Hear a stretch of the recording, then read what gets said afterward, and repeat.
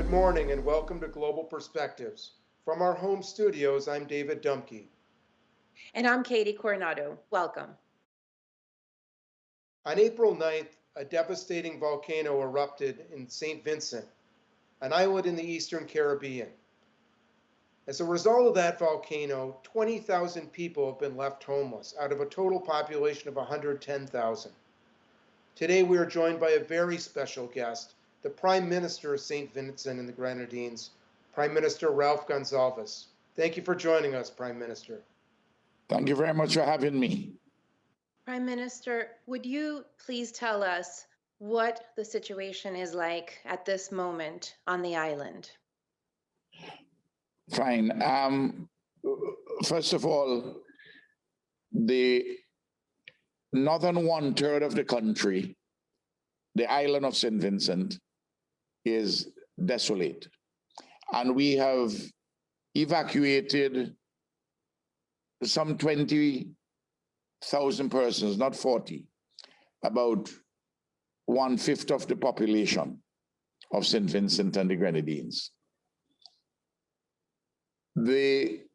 Since the 22nd, which is 6 or so days ago, when we had the last of the explosive eruptions, La Soufrière volcano has been very quiet. There's little or no seismic activity taking place. So it's in a period of quietude, a lull at the moment. We have in shelters about 7,000 persons. We have over that number in private accommodation, family, friends, strangers, took-in persons, and we have some in guest houses and hotels. The situation is very challenging. First of all, the series of explosive eruptions since April 9th have been taking place against the background of the COVID pandemic. And obviously, we are very concerned about gathering persons together in 88 shelters and people's in homes. There are more persons than usual in private homes, so that there are enhanced possibilities for infection of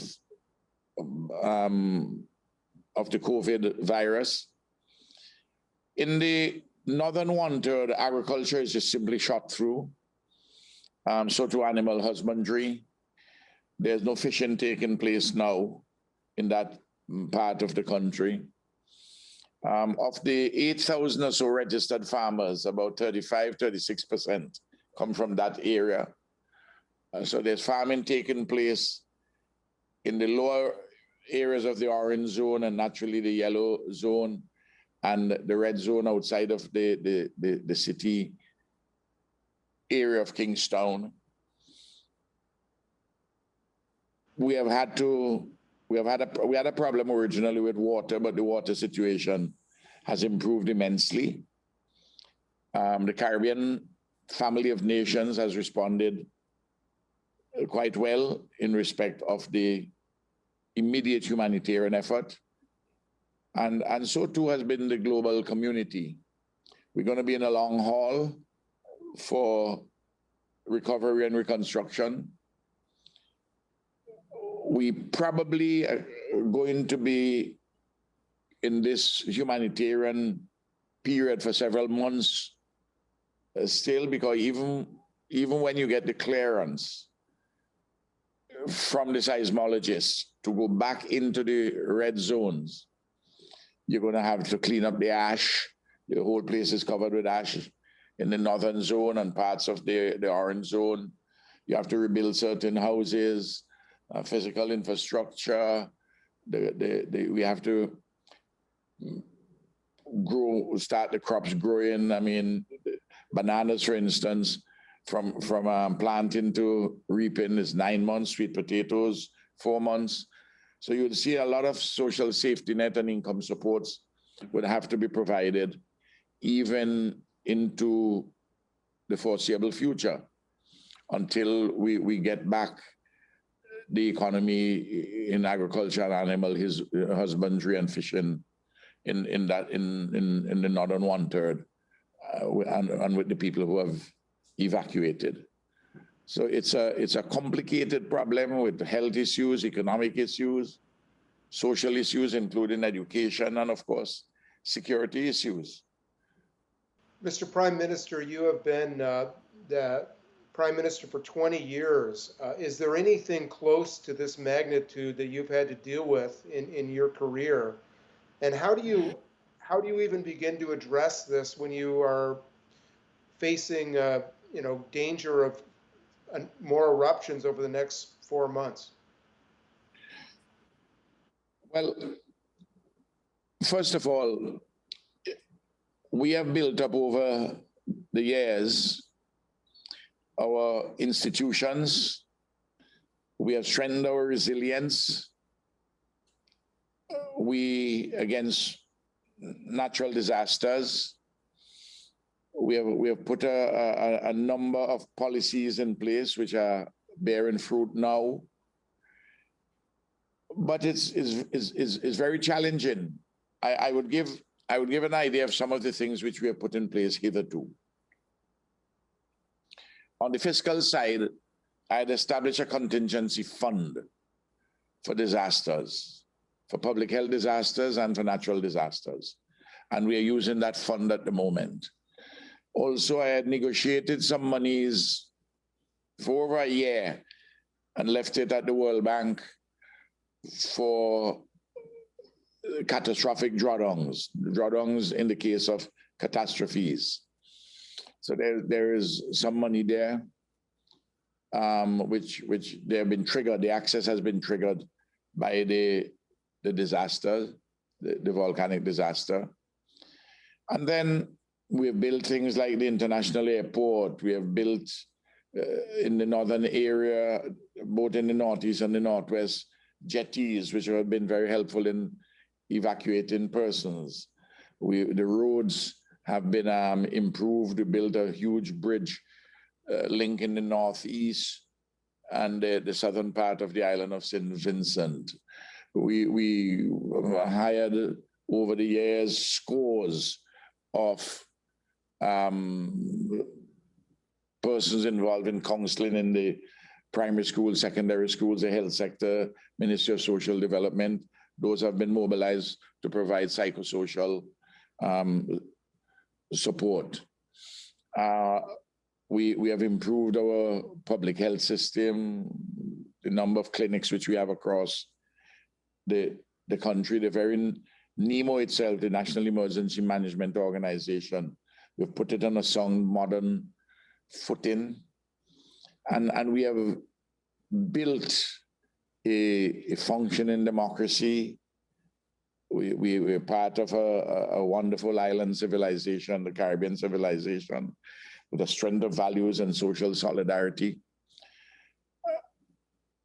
We built up the country to the level of the upper middle level of human development, according to the United Nations in the Human Development Index. All these and other measures, I mean, we bought more Coast Guard vessels. So there are a lot of, we have a platform on which to build and very much the social solidarity.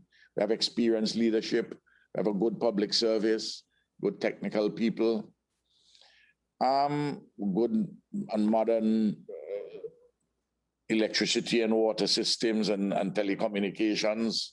So we have built these things and they're assisting us in the period of our resilience. Obviously, to move out to nearly approximately one-fifth of your population, it's a huge, monumental task. So, and the feeding of people in the shelters, taking care of their health needs, sanitation, and the like.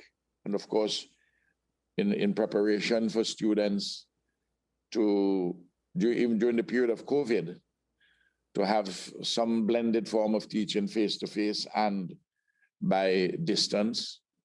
All the students from the community college right down to 5-year-olds. We have procured laptops, tablets for them, very, very good tablets, their keyboards. So we have a modern functioning society. And our foreign policy has been one of friends of all, and we strive for a better world. We, as you know, St. Vincent and Grenadines is currently on the Security Council, smallest country ever to have been elected by the General Assembly to sit on the Security Council. So the prestige of the country, regionally and globally, very high. And all of these things have helped us to be able to pull the solidarity support, natural solidarity support from our Caribbean family of nations, and of course, from the global community.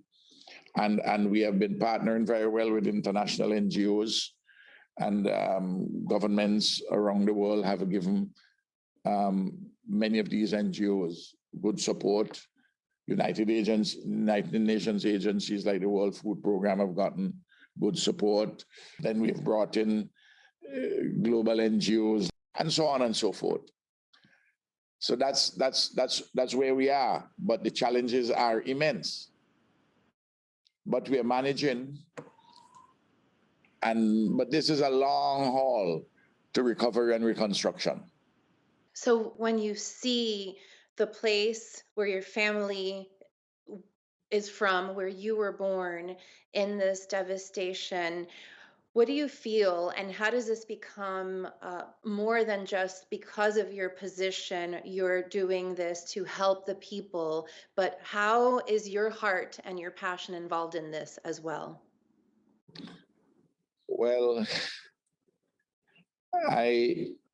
first of all, the response of our people to each other, that is to say, to bring where strangers took in people and families took in and friends took in evacuees, and same thing where people in the rest of the Caribbean on their radio stations call in and say, we would like to have any evacuees from St. Vincent to come and spend a few months with us.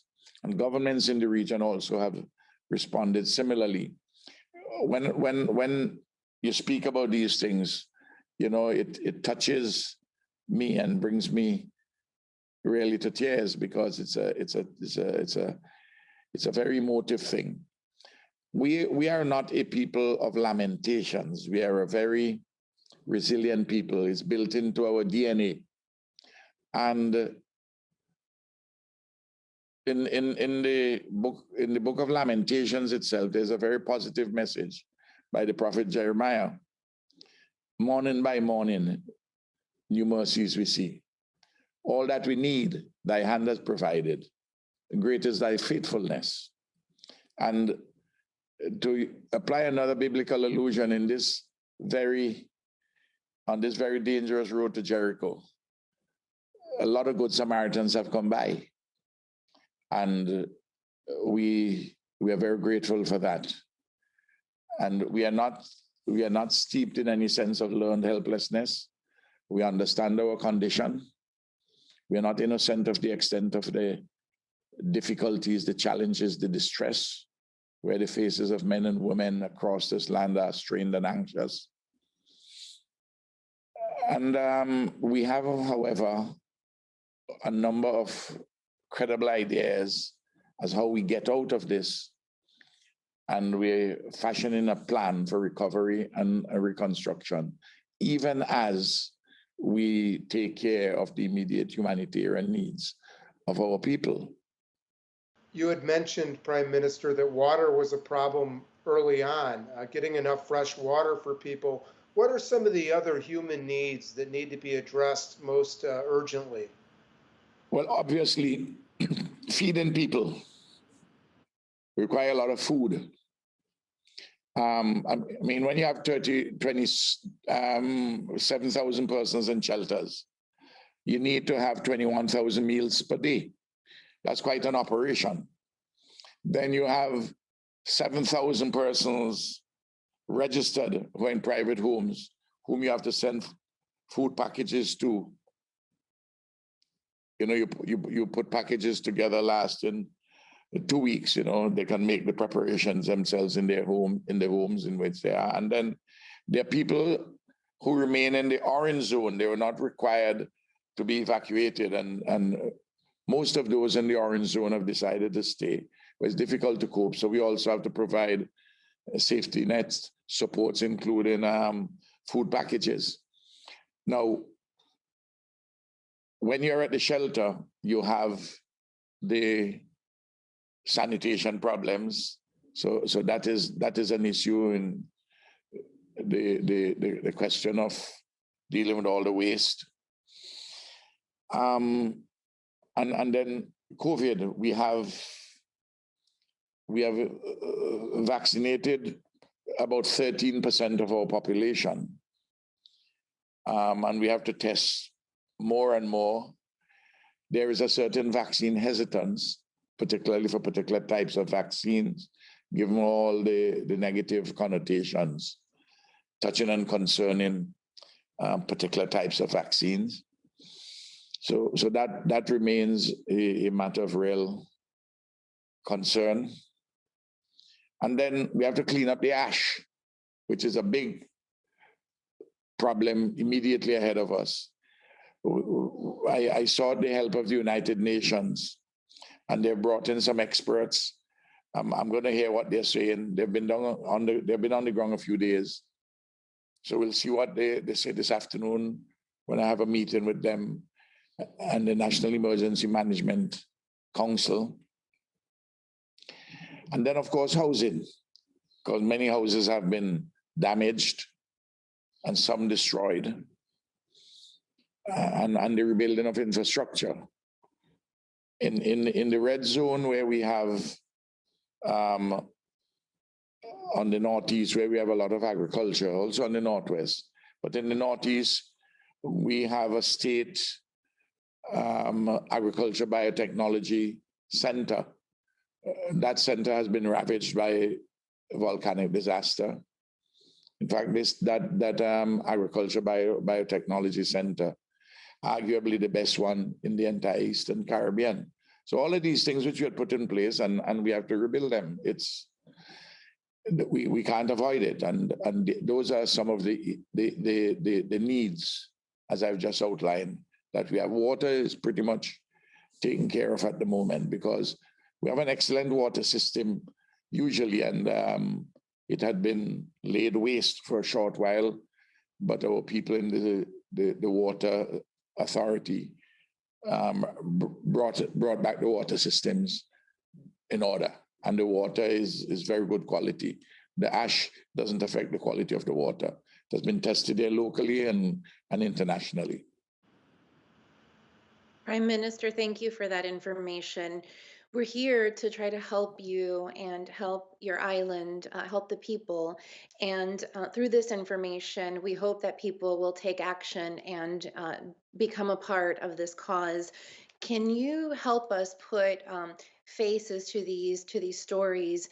And do you have any stories that you'd like to share of a particular family, a business that will help the Central Florida community? Some of them have family there, some of them have ties there, and we know this.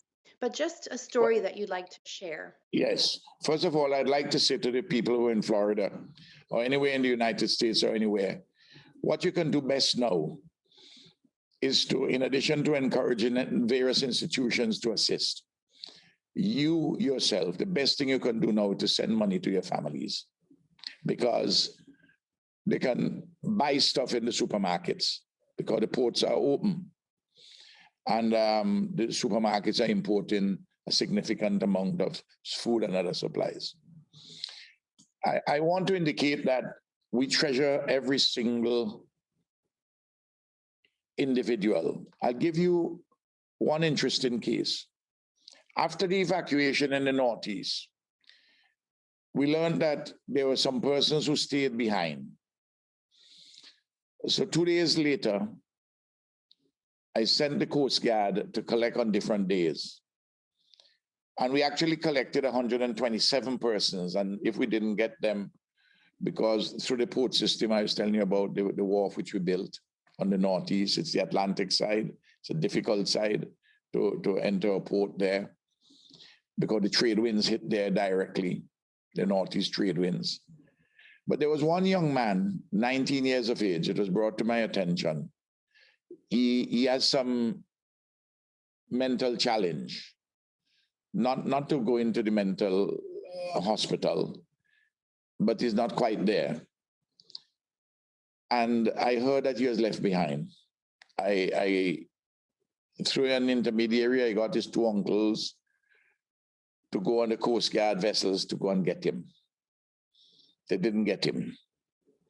But this young man was on my mind. I went to sleep with him on my mind. I got up in the morning and I persuaded the commander of the Coast Guard, was reluctant to go back because it's dangerous to have been doing so at the time. And I indicated to him that this young man, he is a symbol of our humanity.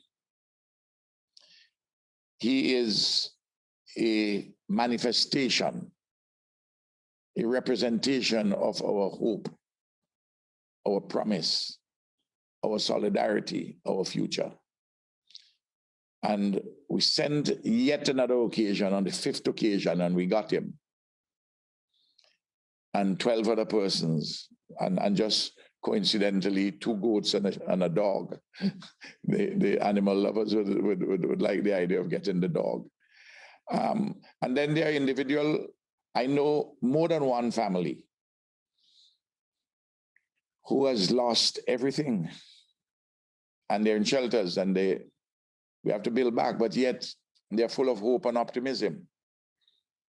I know of a leader of a local spiritual Baptist church, which is a religion, Christian religion with African forms, indigenous to our country.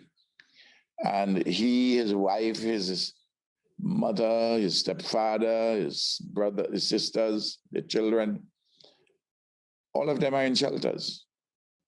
And they're trying to make do. They themselves, their circumstances are greatly reduced. Fortunately, no one has died as a consequence of the eruptions. We moved everyone out. No one got injured. And that itself is remarkable. And the churches are playing an important role. And yesterday we had a National Day of Prayer, which is a way, in addition to addressing issues of the divine, to bring together a sense of social solidarity, to enhance it, to strengthen it further. And people in the shelters or prayer across the country, it was very moving to witness, because several times in my comments to you, I've emphasized social solidarity. Without that, we are not going to be able to be successful in our relief efforts.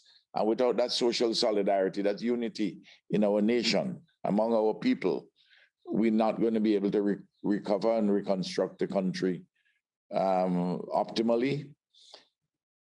Even with technical assistance and assistance of resources from our friends in the region and globally, this social solidarity and the pre-existing strength of our democratic institutions and our institutions of governance, these are what going to push us as against, of course, a bedrock of values. We see tried and tested values. We see ourselves really like the people, the Jewish people who, under their leader, the prophet Builder Nehemiah, rebuilding the city walls around Jerusalem after it was broken for 112 years.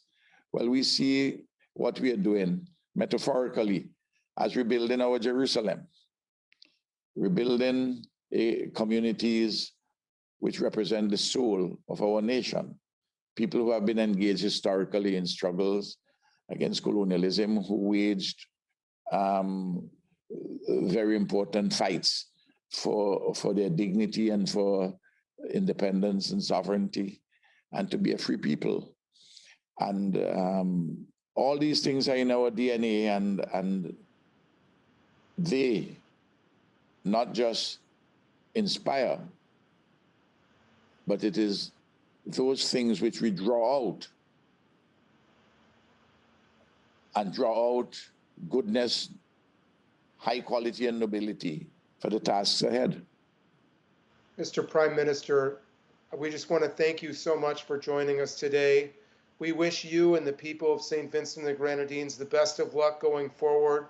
Certainly your social solidarity and your love for your people have been noted today. We certainly hope that our viewers in Central Florida and others will be able to help you going forward. Best of luck to you. Thank you very much. I appreciate it. And for more on how to help, you can visit our website, ucfglobalperspectives.org, under News. And thank you for joining us. We'll see you again next week on another episode of Global Perspectives.